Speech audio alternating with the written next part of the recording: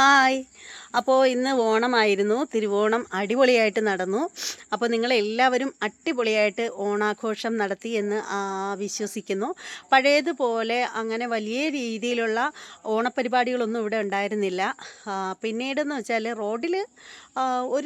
റോഡിൽ ഒരു ജംഗ്ഷനിൽ മാത്രം ഓണപരിപാടി ഉണ്ടായിരുന്നു. മുമ്പൊക്കെ അങ്ങനെയൊന്നും ആയിരുന്നില്ല.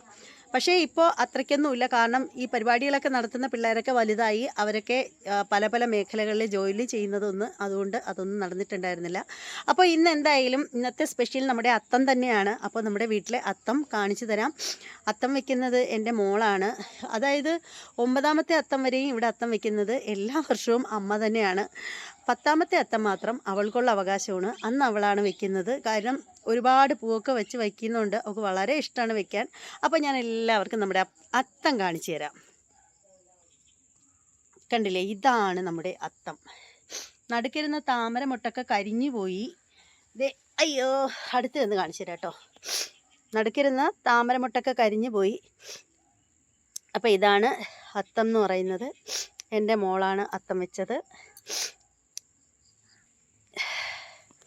അപ്പോൾ എല്ലാവർക്കും അത്തം ഇഷ്ടപ്പെട്ട് കാണുമെന്ന് വിശ്വസിക്കുന്നു. അപ്പോൾ നമ്മൾ നല്ല നല്ല വ്ളോഗുകളൊക്കെ ആയിട്ട് വരുന്നതായിരിക്കും. അപ്പോൾ എല്ലാവർക്കും ഒരിക്കൽ കൂടി നബിദിന ഓണാശംസകൾ.